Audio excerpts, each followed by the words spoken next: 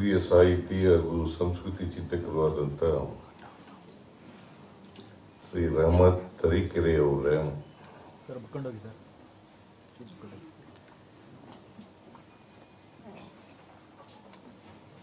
ಕರ್ನಾಟಕ ಮಾಧ್ಯಮ ಅಕಾಡೆಮಿಯ ಅಧ್ಯಕ್ಷರಾದಂಥ ಶ್ರೀಮತಿ ಆಯೇಷಾ ಖಾನಂ ಅವರೇ,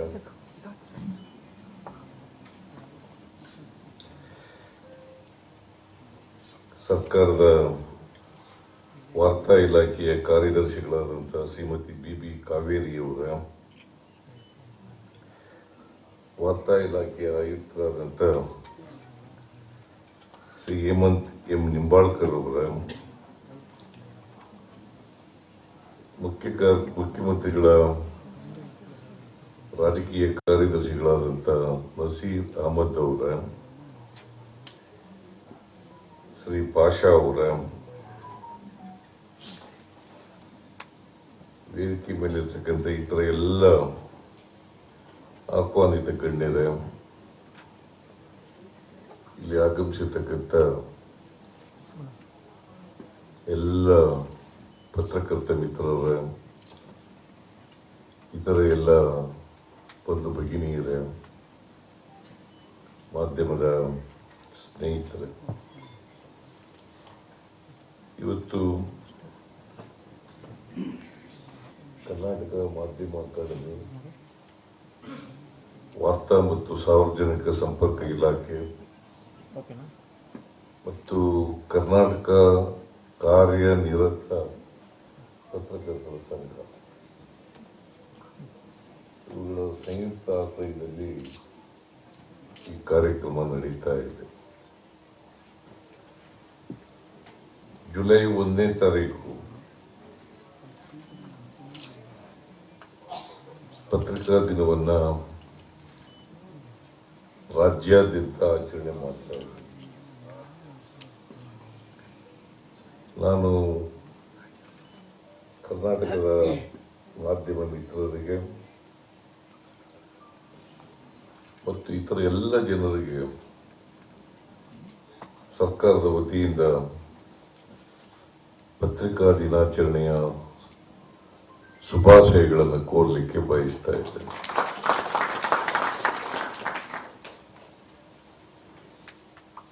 ನಾನು ಹೆಚ್ಚು ಮಾತನಾಡಲಿಕ್ಕೆ ಹೋಗಲ್ಲ. ಕಾರಣ ಯಾಕಂತಂದ್ರೆ ಪಿ ಸಾಯಿನಾಥ್ ಅವರು ಮತ್ತು ರಹಮತ್ ತರೀಕೆರೆಯವರು ಅನೇಕ ವಿಚಾರಗಳನ್ನ ಪ್ರಸ್ತಾಪ ಮಾಡಿದ್ದಾರೆ. ಮತ್ತೆ ಅದಕ್ಕಿಂತ ಬಹಳ ಮುಖ್ಯವಾಗಿ ಇವತ್ತು ವಿಷಯ ನಿಜ ಸುದ್ದಿಗಾಗಿ ಸಮರ, ನಿಜ ಸುದ್ದಿಗಾಗಿ ಸಮರ ಬಹಳ ಇವತ್ತಿನ ಪರಿಸ್ಥಿತಿನಲ್ಲಿ ಬಹಳ ಯೋಗ್ಯವಾದಂತ ಅರ್ಥಪೂರ್ಣವಾದಂತ ವಿಷಯ ಅಂತೇಳಿ ನಾನು ಭಾವಿಸ್ಕೊಂಡಿದ್ದೇನೆ.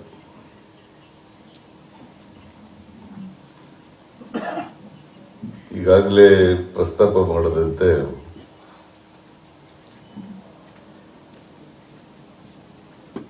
ನೂರ 82 ವರ್ಷಗಳ ಹಿಂದೆ ಮಂಗಳೂರು ಸಮಾಚಾರ ಅಂತೇಳಿ ಪತ್ರಿಕೆ ಪ್ರಾರಂಭ ಆಯಿತು. ಅವತ್ತಿನಿಂದ ಇವತ್ತಿನವರೆಗೆ ಯಾರ್ರೀ ಅವರು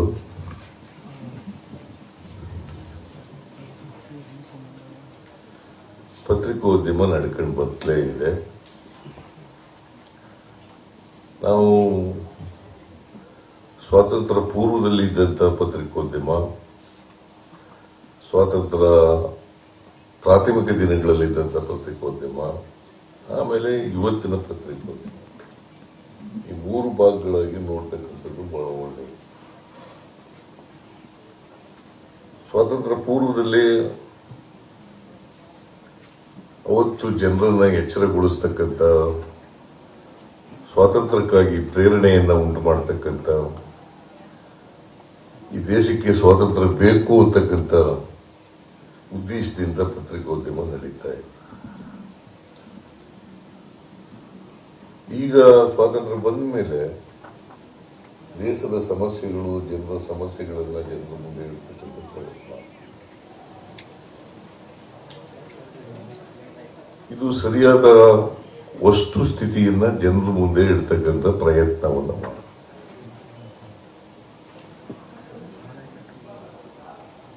ಯಾವುದೇ ಕಾರಣಕ್ಕೆ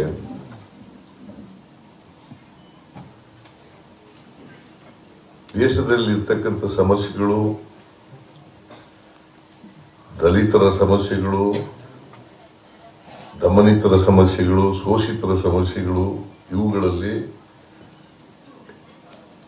ಯಾವುದೇ ಕಾರಣಕ್ಕೆ ಸತ್ಯವನ್ನ ಮರೆಮಾಚತಕ್ಕಂಥ ಪ್ರಯತ್ನ ಆಗಬಾರದು.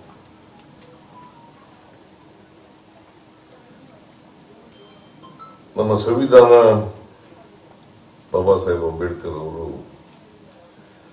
ಸಂವಿಧಾನ ರಚನಾ ಸಮಿತಿಯ ಅಧ್ಯಕ್ಷರಾಗಿ ಸಂವಿಧಾನ ಕೊಟ್ಟಿದ್ದಾರೆ.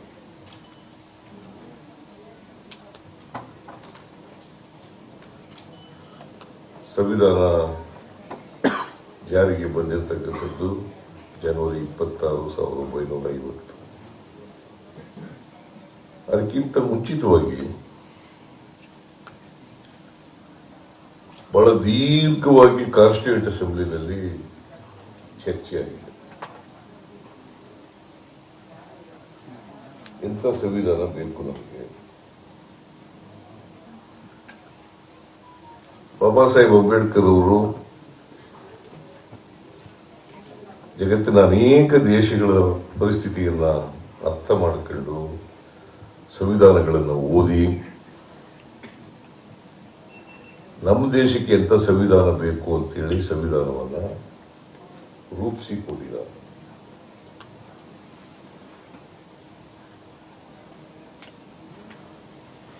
ಅದರಲ್ಲಿ ಬಹಳ ಸ್ಪಷ್ಟವಾಗಿ ಹೇಳಿದ್ದಾರೆ, ಎಲ್ಲ ಜನರಿಗೂ ಕೂಡ ಸಮಾನ ಅವಕಾಶಗಳು ಸಿಗಬೇಕು, ಜಾತಿ ರಹಿತವಾದಂಥ, ವರ್ಗ ರಹಿತವಾದಂಥ ಸಮಾಜ ನಿರ್ಮಾಣ ಆಗಬೇಕು. ಅದು ನಮ್ಮ ಮುಂದೆ ಇರ್ತಕ್ಕಂಥ ಸವಾಲು. ಜಾತಿ ರಹಿತವಾದಂಥ, ವರ್ಗ ರಹಿತವಾದಂಥ, ಎಲ್ರಿಗೂ ಸಮಾನ ಅವಕಾಶಗಳು ಸಿಗ್ತಕ್ಕಂಥ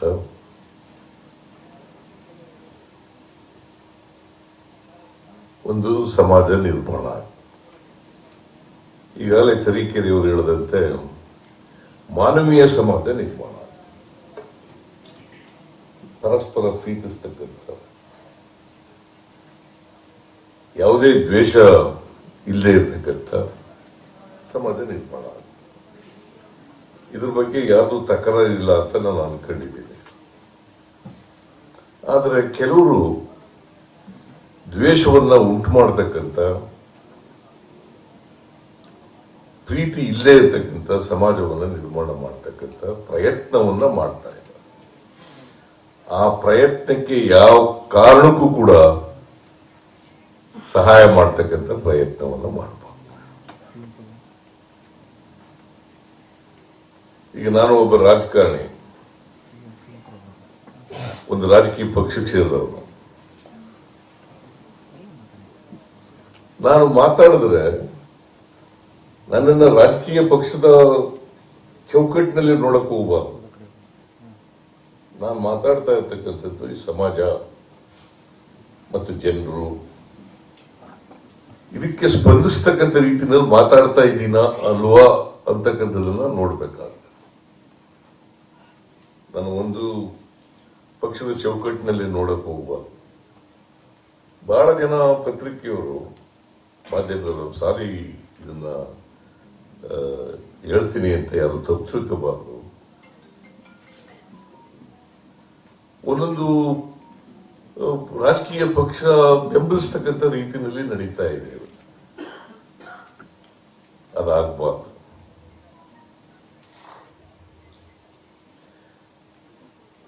ಆಮೇಲೆ ಈ ದೇಶದ ಆಡಳಿತ ಸೂತ್ರವನ್ನು ಹಿಡಿದಿರ್ತಕ್ಕಂಥ ಜನರು ಪರವಾಗಿ ಮಾತನಾಡ್ತಕ್ಕಂಥ ಕೆಲಸ, ನನ್ನ ಪರವಾಗೂ ಮಾತಾಡಬಾರದು, ಪ್ರಧಾನಿ ಪರವಾಗೂ ಮಾತಾಡಬಾರದು.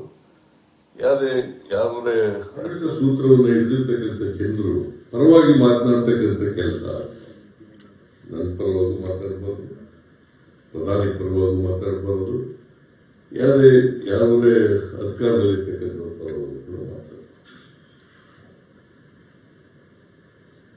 ಆದ್ರೆ ಸತ್ಯವನ್ನು ಜನರ ಮುಂದೆ ಇರ್ತಕ್ಕಂಥ ಪ್ರಯತ್ನ. ಅದಕ್ಕೆ ನೋಡಿ, ನಿಜ ಸುದ್ದಿಗಾಗಿ, ಸತ್ಯಕ್ಕಾಗಿ, ನಿಜ ಸುದ್ದಿಗಾಗಿ, ಅಂದ್ರೆ ಇನ್ನೊಂದು ಸುದ್ದಿ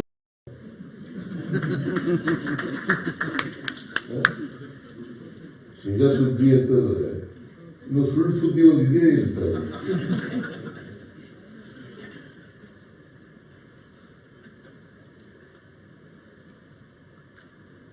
ಅಂದ್ರೆ ಪತ್ರಿಕೋದ್ಯಮದಲ್ಲಿ ಎಲ್ಲೋ ಸುಳ್ಳು ಸೇರ್ತದೆ.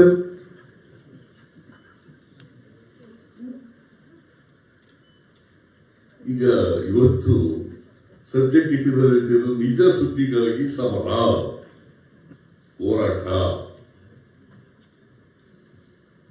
ಅಂದ್ರೆ ಸುಳ್ಳು ಸುದ್ದಿ ಜಾಸ್ತಿ ಆಗಿರ್ಬೇಕಲ್ಲ ಈಗ.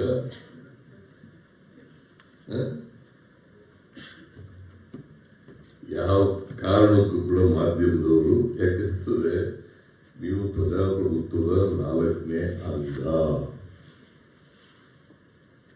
ಪ್ರಜಾಪ್ರಭುತ್ವ ಉಳಿಬೇಕಲ್ಲ, ಸಮಾಜ ಉಳಿಬೇಕಲ್ಲ, ಜನರು ಉಳಿಬೇಕಲ್ಲ.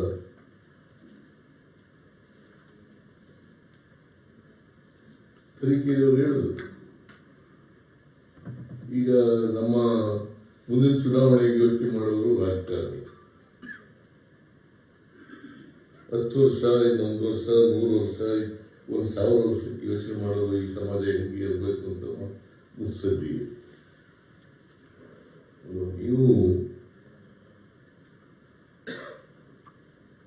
ಈ ಯಾವ ಪಕ್ಷಗಳು ಏನ್ ಮಾಡ್ತವೆ ಅಂತಕ್ಕಂಥದ್ದನ್ನು ಮಾಡುವ. ಮತ್ತೆ ಇವರು ಸಾಯಿನಾಥ್ ಅವರು ಪೇಯ್ಡ್ ನ್ಯೂಸ್ ಯಾವ ಕಾರಣಕ್ಕೂ ಅಲ್ವಾ?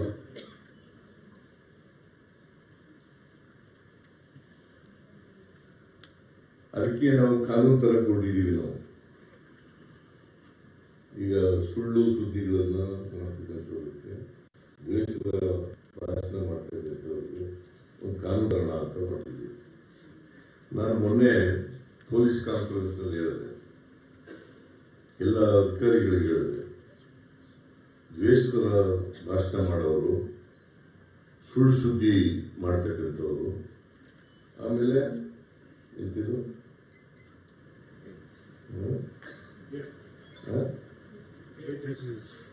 ಹೇಟ್ ಸ್ಪೀಚ್, ಅದು ದ್ವೇಷ ಭಾಷಣ ಅಂತ ಕನ್ನಡದಲ್ಲಿ ಇರುತ್ತೆ.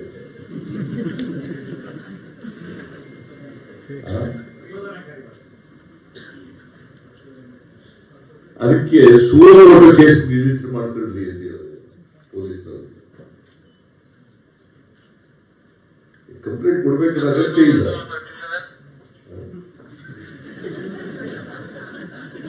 ವಾಕಿ ಟಾಕ್ ಬಂದ್ ಮಾಡ.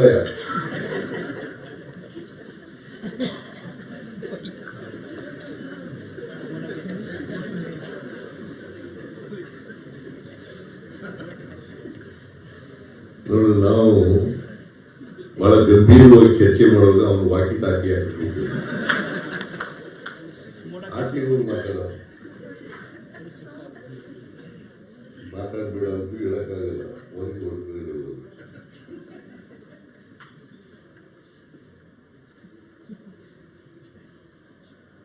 ಈಗ ಯಾವುದೇ ನೀವು ವಿಚಾರ ಇರ್ಬೇಕಾದ್ರೆ ನಿರ್ಭೀತಿಯಿಂದ ಇರ್ಬೇಕು. ಆಮೇಲೆ ಊಹೆಗಳ ಮೇಲೆ ಮಾತಾಡೋದು ಬಹಳ ಜಾಸ್ತಿ ಆಗ್ತದೆ. ಊಹೆ ರಾಜಕೀಯ ಜಾಸ್ತಿ ಆಗ್ತದೆ. ಯಾರೋ ಸ್ಟೇಟ್ಮೆಂಟ್ ಕೊಟ್ರೆ ಅದಕ್ಕೆ ಪರ ವಿರೋಧ, ಅದಕ್ಕೆ ಊಹೆಗಳು ಮಾಡ್ಕೊಳ್ಳೋದು. This is very dangerous.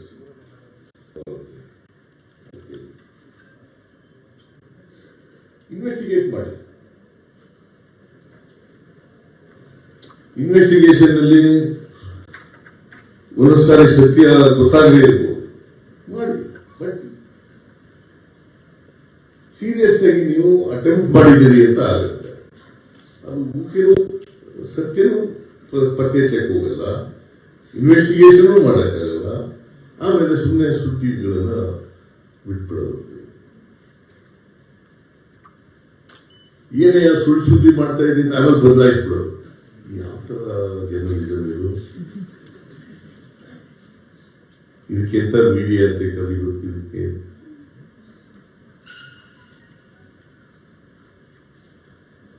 ಈ ತರ ಆಗಬಾರ್ದು ಜರ್ನಲಿಸಮ್.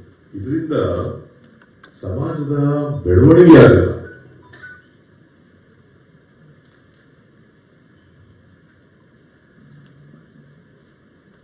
ನೀವು ಉಪಯೋಗ ಆಗ್ಬೋದು, ಬಟ್ ಸಮಾಜದ ಬೆಳವಣಿಗೆ ಆಗ್ಬೇಕಲ್ಲ.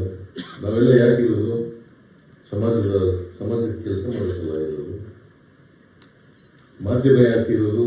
ಸಮಾಜದ ಕೆಲಸ ಮಾಡೋಕ್ಕಲ್ಲ ಇರೋದು. ನಾನು ಯಾವಾಗಲೂ ಕೂಡ ಪ್ರಜಾಪ್ರಭುತ್ವದಲ್ಲಿ ಬಲವಾದಂತ ನಂಬಿಕೆ ಇಟ್ಕೊಂಡಿರ್ತಕ್ಕಂಥದ್ದು.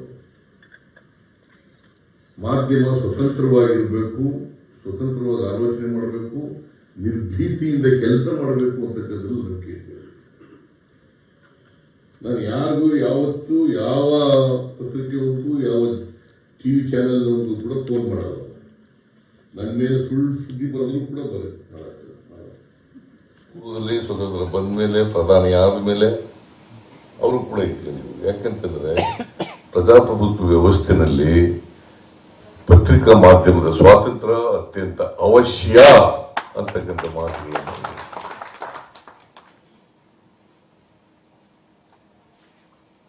ಇದನ್ನ ಪ್ರಾಮಾಣಿಕವಾಗಿ ಮಾಡತಕ್ಕಂಥ ಪ್ರಯತ್ನ. ಆತ್ಮವಂಚನೆ ಆಗಬಾರ್ದು, ಆತ್ಮಾವಲೋಕನ ಮಾಡ್ಕೋಬೇಕು ಒಂದ್ಸಾರಿ. ಆಮೇಲೆ ಈ ಪತ್ರಿಕೋದ್ಯಮ ಟಿವಿ ಚಾನೆಲ್ಗಳು ಈ ಮೌಢ್ಯಗಳನ್ನೇ ಜಾಸ್ತಿ ಬೆಳೆಸೋದು. ವೈಚಾರಿಕತೆ ಇಲ್ವಾ?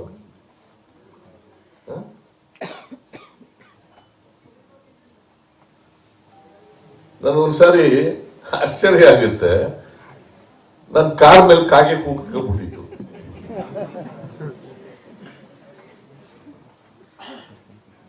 ಒಂದು ಟಿವಿ ಚಾನೆಲ್ ನಲ್ಲಿ ಚರ್ಚೆ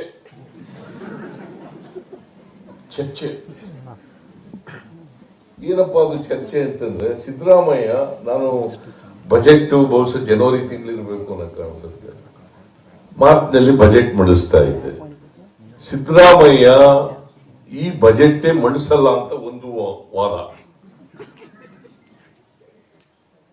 ಆಮೇಲೆ ಒಂದು ವೇಳೆ ಬಜೆಟ್ ಮಂಡಿಸಿದ್ರು ಕೂಡ ಇನ್ನು 3 ತಿಂಗಳಲ್ಲಿ ಅವರು ಸರ್ಕಾರ ಕಳ್ಕೊಂಡ್ಬಿಡ್ತಾರೆ ಅಂತ ಇನ್ನೊಂದು ವಾದ. ಇಬ್ರು ಪುರೋಹಿತರುಗಳು.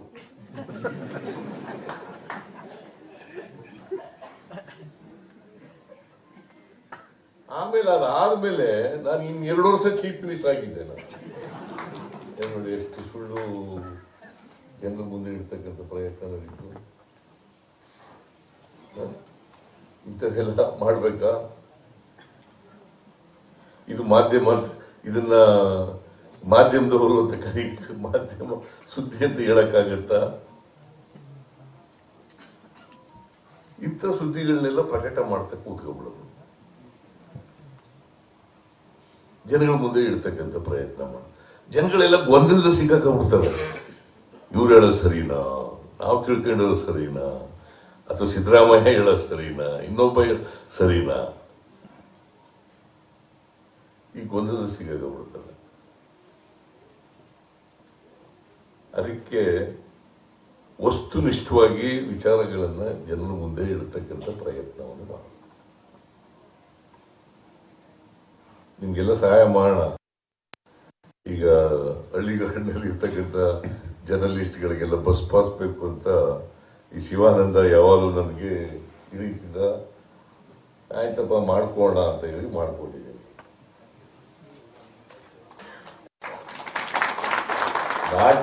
ನಮ್ಮ ಪರ್ವ ಬರೀರಿ ಅಂತಲೆಲ್ಲ ಮಾಡ್ಕೊಟ್ಟಿರೋದು, ನಮ್ಮ ಸರ್ಕಾರದ ಪರ್ವ ಬರೀರಿ ಅಂತಲೆಲ್ಲ. ಪಾಪ ಗ್ರಾಮೀಣ ಪ್ರದೇಶದಲ್ಲಿ ಇರ್ತಕ್ಕಂಥ ಪತ್ರಕರ್ತರು ಕಷ್ಟದಲ್ಲಿದ್ದಾರೆ. ಅವ್ರಿಗೆಲ್ಲ ಕಷ್ಟ ಆಗ್ತದೆ. ಪಟ್ಟಣಕ್ಕೆ ಜಿಲ್ಲಾ ಕೇಂದ್ರಗಳಿಗೆ ಬರೋದು, ತಾಲೂಕು ಕೇಂದ್ರಗಳು ಬರೋದು ಅಂತೇಳಿ ಮಾಡಿಕೊಟ್ಟಿರೋದು. ಆಮೇಲೆ ಇನ್ನೊಂದು ಕಾರ್ಯಕ್ರಮ ಏನಪ್ಪಾ ಅಂತಂದ್ರೆ ಈ ಎಂತದು ಮಾಧ್ಯಮದವರಿಗೆ ವಿಮೆ 5 ಲಕ್ಷದವರೆಗೆ ಆರೋಗ್ಯ ಸಂಜೀವಿನಿ 5 ಲಕ್ಷದವರೆಗೆ ನಗದು ರಹಿತವಾದಂತ ಟ್ರೀಟ್ಮೆಂಟ್ ಅದನ್ನು ಕೂಡ ಮಾಡಿಕೊಡ್ಬೇಕು ಅಂತ ಮಾಧ್ಯಮದವರು ಕೇಳ್ತಾ ಇದ್ರು. ಅದನ್ನು ಮಾಡಿಕೊಂಡಿದ್ದೀವಿ. ಇನ್ನೂ ಏನಾದರೂ ಜನಪರವಾದಂತ ಕಾರ್ಯಕ್ರಮ ಮಾಡ್ಕೊಳ್ಳೋಣ, ಆದ್ರೆ ಸುಳ್ಳನ್ನು ಮಾತ್ರ ಬರೆಯಕ್ಕೆ ಹೋಗ್ಬೇಡಿ. ಸುಳ್ಳು ಯಾವುದೂ ಸತ್ಯನೇ ಹೇಳಕ್ಕಾಗೋದಿಲ್ಲ, ಹೇಳಕ್ ಕಷ್ಟ ಆಗ್ಬೋದು. ಆದ್ರೆ ಗೊತ್ತಿದ್ದು ಸುಳ್ಳು ಹೇಳಕ್ ಹೋಗ್ಬೇಡಿ.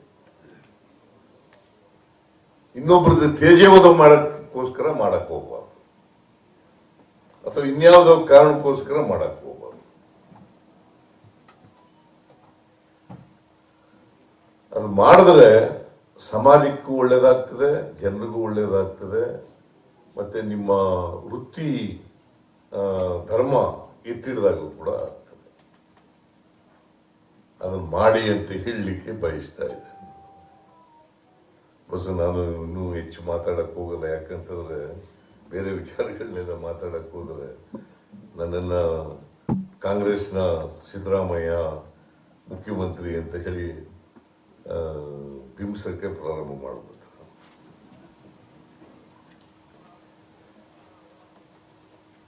ನನಗೆ ಅನಿಸಿದ್ದನ್ನ ಹೇಳಿದ್ದೀನಿ.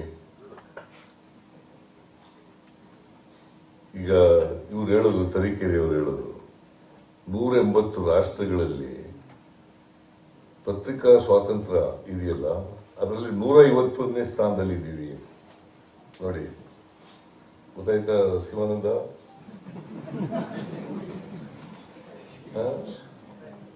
180 ರಾಷ್ಟ್ರಗಳಲ್ಲಿ 151ನೇ ಸ್ಥಾನದಲ್ಲಿ ಇದ್ದೀವಿ. ಆಮೇಲೆ ನಿಜ ಸುದ್ದಿಗಾಗಿ ಸಮರ ಬೇಕಾಗಿತ್ತಲ್ವ?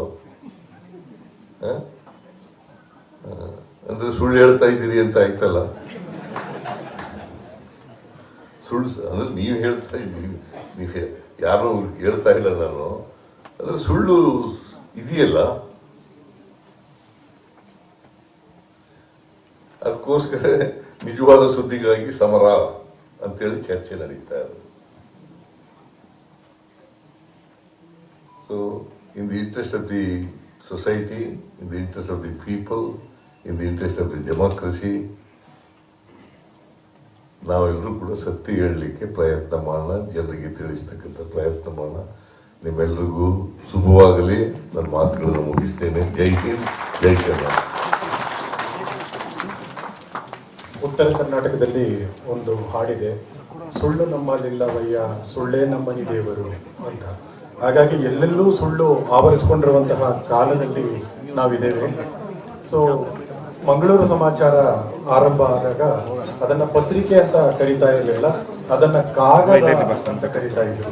ಪತ್ರಿಕೆ ಅನ್ನುವ ಬಳಕೆಯೇ ಇರಲಿಲ್ಲ, ಕಾಗದ ಅಂತ ಕರೀತಾ ಇದ್ರು. ಆ ನಂತರದಲ್ಲಿ ಆದ್ರೆ